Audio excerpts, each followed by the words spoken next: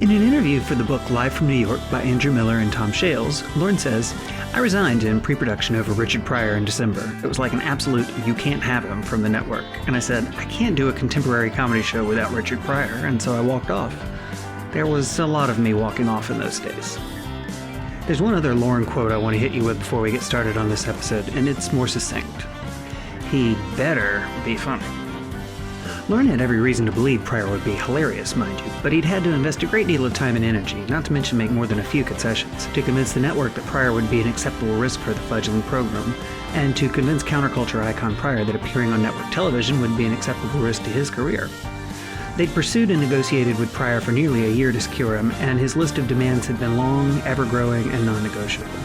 Among Pryor's many stipulations, he'd be allowed to bring with him his own writer, Paul Mooney, and 3 black supporting actors to play in sketches, choose his own musical guest, and have a much larger than usual number of tickets reserved for his hangers-on and entourage. He also insisted his ex-wife be given a slot on the show to perform a spoken word routine, all of which we'll discuss in due time. It all made for a hectic and anxiety-inducing week, but the episode which it produced is arguably the show's first true classic. I came across a New York Times article about Richard Pryor from April of 1975, and the author made an observation I thought I'd share with you. Pryor cannot utilize television in his search for a broader audience. The cause of his exclusion is Pryor's choice of materials. The characters in his humor are winos, junkies, whores, street fighters, blue-collar drunks, pool hustlers, all the failures who are an embarrassment to the black middle class and stereotypes in the minds of most whites. The black middle class fears the glorification of those images, and most whites fear them in general. That was published about 9 months before Pryor's SNL appearance, and I think it's a pretty great summation of the dilemma Pryor faced in deciding whether or not to appear on network television. Pryor knew that topicality, rawness, and street credibility were his most important assets, and that network television was the domain of guys in suits who were terrified by those things. He also knew that TV was the biggest thing going for a comedian, and that it meant much greater exposure and opportunities. Pryor's opening monologue is the best of any host so far, in my opinion, including Carlin. Not to take anything away from George, who holds an especially dear place in my heart, but Pryor seems immediately more comfortable in the setting. He comes out with some light banter before launching into a pitch-perfect impression of a scotch and soda drunk. Bad balance, stumbling around, way too loud laughing at his own jokes. Pryor seems so comfortable doing this bit that he could care less he's on national TV pretending to puke. He moves on to a bit about white people giving him acid, and I gotta say at this point, speaking as someone experienced with hallucinogens, Pryor's is some of the only material on the subject that rings true along with Bill Hicks. All too often, comics fall back on tired tropes and stereotypes that the streets can understand when they address the subject of harder drugs, but Pryor does a wonderful job here expressing in a humorous way the bizarre and unsettling feelings and observations one experiences while under the influence. He has a gift for conveying the way it feels to be on psychedelics to people who might not have taken them, which is not an easy task. I imagine this opening is exactly the sort of material which made the bigwigs at NBC nervous, but it's a very strong start to what turned out to be a very strong show. Pryor's choice as music guest was Scott-Heron, who at the time had just released the third in a string of relatively acclaimed albums, from South Africa to South Carolina. Scott-Heron is remembered today as one of the most important progenitors of hip-hop music for being one of the first to combine spoken word poetry, African rhythms, and blues song forms. Here, Gil performs the single Johannesburg and the slower, super smooth A Lovely Day, both from his current disc. Johannesburg nearly cracked the Billboard 100, but I think I prefer the latter song. Gil's singing voice is incredibly soulful, perhaps a little reminiscent of Lou Rawls, and I definitely want to check out more of his ballads.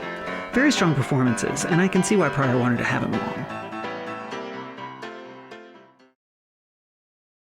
Nobody's entirely certain why Pryor insisted that his ex-wife Shelley, who was credited on the show by her married name although she and Pryor had divorced more than 5 years earlier, perform on NBC's Saturday Night.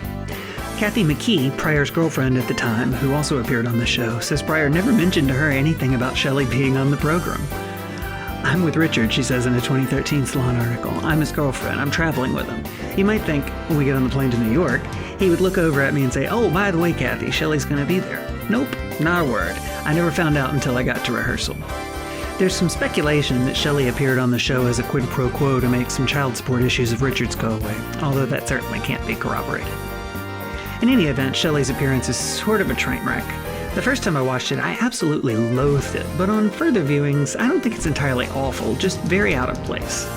It's a rhyming piece, interspersed with occasional interjections of jazzy piano, and in it she tells us the story of a carousel and its horses. I suppose it's an allegorical tale of interracial love, if I'm correctly reading the metaphor, which, come to think of it, might be why Pryor wasn't too keen on telling his girlfriend that Shelley'd be performing it on the show. The crowd are polite, and the poem doesn't go on too long, but it still wins the coveted worst award thing by a wide margin.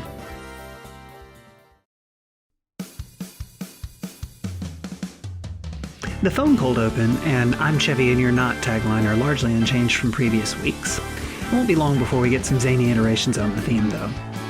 After first being mentioned in last week's update, General Francisco Franco is still dead begins its life as one of the longest-running and weirdest recurring gags in the history of the show.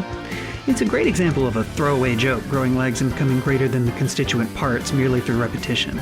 I guess if you tell a bad joke often enough, it becomes funny again. The Democratic primary field is depicted in a sight gag as a gaggle of literal clowns.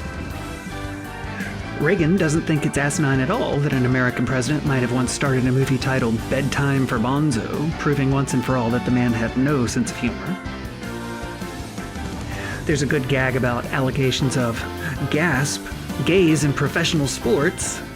The two baseball league commissioners couldn't be reached for comment, though, as they were out on honeymoon together.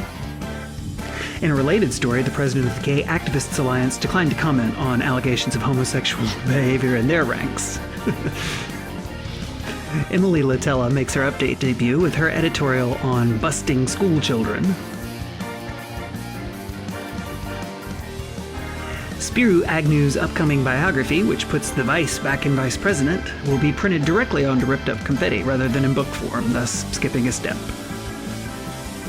This is the best weekend update so far, as far as I'm concerned. The jokes are landing, and even though they're topical, I still get them almost 50 years later. Finally, Garrett's back with news for the hard of hearing. Francisco Franco is still dead, but louder! Oh look, the green one's getting drunk. At least he's enjoying himself, or at least he is for about 5 seconds until the pink one comes in to bitch at him. In addition to the usual effing Muppets issues, this particular installment also suffers from woeful audio mixing, which makes their stupid voices even more grating than usual. I know I say it often enough, but you really should skip these things if you ever watched the first season. They are irredeemably bad. Brooks is sick this week, so he sends us a video shot from his bed in which he basically just complains about how overworked he is. He has his doctor call in and verify that he's working himself to death and that he shouldn't even finish his contract with SNL because he's just too run down. He tries to work in some plugs for his comedy albums, but the names and catalog numbers of the records get bleeped out whenever they're mentioned. Perhaps Lorne was too tired of Brooks' shtick to allow him to shamelessly promote himself while turning in smarmy fluff like this. Not much more to say about this one, honestly. I'm not a fan of him ending it by hacking up along directly into the camera either. It's gross. The cold open with Garrett and Chevy is a really fitting start to this episode. It showcases SNL's effective cultural commentary and its willingness to break the fourth wall and let the cast portray themselves as actors on a TV show. Both Garrett and Chevy enter the stage as waiters, with Chevy immediately becoming agitated. It would seem there's been some confusion as to who's doing the fall to open the show this week. Garrett informs Chevy that host Pryor wanted him to do it, to which Chevy replies, "Richard Pryor and whose army?" Garrett whispers in his ear, and Chevy meekly retreats. That's a pretty good shot across the bow of white bravado and how it often crumbles in the face of a few aggrieved brothers. The show gets a lot more overt with its critiques on racial issues in this episode, so this sketch starts it off on the right note. Chevy teaching Garrett about the art of the pratfall at the end is also a wonderful little bit, and I think my favorite part of the entire sketch. Garrett's exaggeratedly bad first attempt at a fall makes me giggle every time I see it. Live!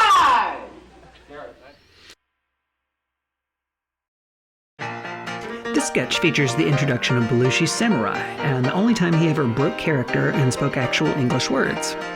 In this one, Chase plays the straight man for once, a fella just looking for a hotel room for the night. Belushi and Pryor are the clerk and the bellhop, who just happen to be ancient Japanese samurai warriors. It's one of the better-known early sketches, and many folks with only a passing familiarity with the show know the character, but let's step back for a second and acknowledge just how incredibly daft the premise this is for a sketch. It literally only works if you've got somebody insanely gifted like Belushi who can effortlessly sell one-dimensional physical gag for 5 minutes straight simply by using mannerisms he gleaned binge-watching Kurosawa flicks. He and Pryor gleefully chew and hack at the scenery. Pryor even works in a yo mama son joke, which I'm pretty sure isn't proper Japanese grammar or syntax, but whatever. It's an enjoyable beginning for a character they'd bring back often during the first 5 years, and at least this first time nobody got maimed by a katana. Pryor portrays author Junior Griffin, there to discuss his book White Like Me with host Jane. This one pushes even harder at network TV's boundaries regarding race, and features some discussion of topics like race-altering makeup that are probably just as, if not more, taboo today than they were in the 70s. Pryor tells Jane that to write his book he had to live like a white man in a white man's world, right? And Jane asks how he accomplished this, to which he replies, shoe polish. in a wonderfully matter-of-fact way. She then shows his author photo on the book jacket, and sure enough, there's Pryor in full whiteface. Pryor goes on to say how he was shocked to actually get offered jobs he applied for as a white man, stuff like that. It's all pretty effective commentary. Pryor just gets there by appropriating a trope that was accepted at the time, but that 21st century society is beginning to find irredeemably demeaning. I don't believe the sketch would air in quite this form today. Don't get me wrong, SNL still pushes plenty of cultural hot buttons, but there's been a lot of backlash in the past few years towards the practice of using makeup or prosthetics to mimic other races, and media outlets are much more wary these days of publishing content which contains potentially offensive depictions which might cost them ad revenue. NBC has, for example, pulled from streaming platforms episodes of sitcoms such as 30 Rock for containing white characters in blackface, even though in the context of many of those episodes it was clear that the practice was being ridiculed as racist. I think the sketch makes the argument that such depictions can be used satirically in such a manner that makes them acceptable, and that blanket prohibitions which don't take context into account can stifle valuable comedic expression. In which Pryor is in a police lineup with a businessman, a doctor, and a Boy Scout, all of them white, of course. Gilda says she didn't see who assaulted her, but she's sure it's the one in the handcuffs. At which point Pryor is led away. Short and to the point.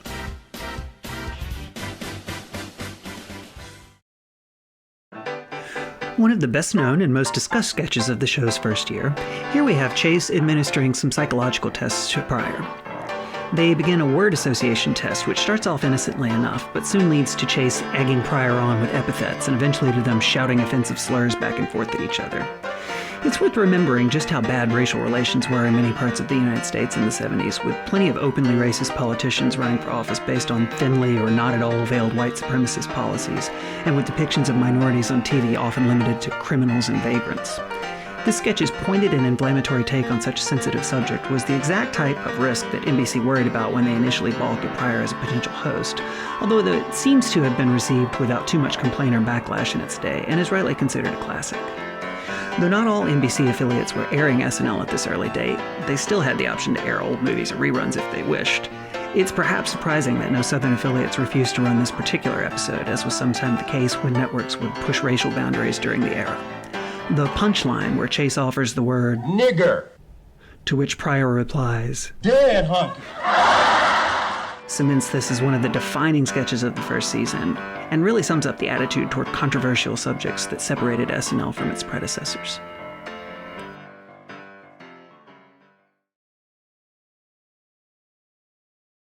In which Franken laments his terrible performance in a hockey game while turning in a terrible performance at Pong.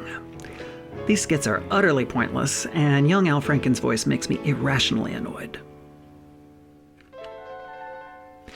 In this one, Aykroyd plays a bigoted family patriarch lamenting how they, meaning the blacks, are taking over his community and everything he holds dear. As a child of the South in the 80s, this one really hits hard for me. My own immediate family, my mother and father, were wonderfully loving people who never expressed any racist ideas that I picked up on. They were products of their time and had some preconceived notions, sure, but they never portrayed people of other races as different or inferior to us. I had plenty of openly bigoted relatives, however, who might not have used the N-word anymore, at least not around the kids, but who nevertheless went on long diatribes about how they were ruining the schools and neighborhoods, and they were bleeding the country dry on welfare, and they were the cause of all the problems. Anyway, while Danny goes on and on about his grievances, the two kids and later Jane are excused from the table, only to return moments later portrayed by black actors. It's a great premise, and Danny is wonderful as the clueless 50s dad who, concerned as he is about them taking over and everything, doesn't even notice when it happens to his own family. It's another really strong sketch. I'm not really a fan of horror flicks. Having never seen the first Exorcist, I can't say its sequel is very scary or very funny. The biggest laugh for me was when possessed Lorraine's bed falls on Pryor's foot. The bed is on my foot! The bed is on my foot! This one's inconsequential, but cute. Pryor comes back for a second monologue to close the show, and it's just as strong as the first. I'm absolutely blown away by Pryor's gift for character work. He inhabits a wino for a bit here, and it's actually a distinct entity from the Scotch-soused fellow from the first set. Scotch drunk and wine drunk are different, after all. The wino's having a conversation with a disapproving older man whom Pryor portrays equally believably. You can tell he put a great deal of effort into making the inflections and mannerisms of these folks recognizable and authentic. When James McPherson, the author of the Times article I mentioned earlier, said that Pryor couldn't use TV to build his popularity due to the nature of his material, he recognized that this was a problem for Richard because his comedy was so visual in nature that these wonderful impressions are just as much about the body language and gestures of the characters as what they were saying.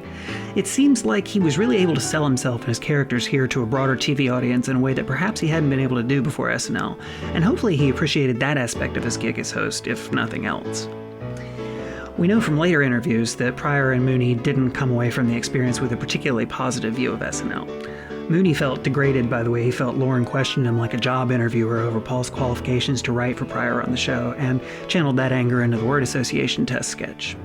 Pryor had not been pleased at showing up early in the week only to find there was no script yet, but his real negative feelings towards the show came later from what he felt was a betrayal by NBC and Lauren. The network went behind Pryor's back and insisted that his show be broadcast on a 5-second delay, something they'd not required for any of the other 6 hosts who happened to be white.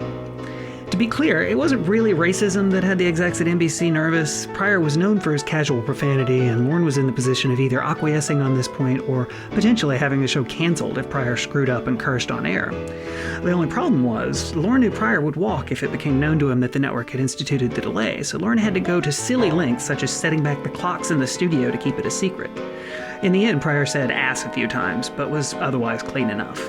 He made it clear, though, in later interviews that had he known about the delay, he wouldn't have showed up. Poor Garrett Morris also seems to have had a rough week of it. Although he had a strong showing in the cold open, he didn't get any other material in the entire show other than news for the hard of hearing.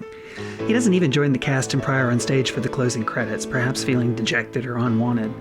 I know I'm not the first to say it, but I really feel badly for how underutilized Garrett was on SNL. He was a very talented theatrical actor and singer, and time again they ignored and squandered his abilities. Nevertheless, the Pryor episode was seen at the time as a huge success. It improved on the ratings of the earlier shows, didn't receive too many complaints, and produced some classic material. Pryor would not return to host again, but his appearance certainly helped make SNL into a national sensation. Within 2 weeks of its airing, Chevy would be on the cover of New York Magazine as the funniest man in America, and the show would be well on its way to becoming a cultural phenomenon. Stay tuned.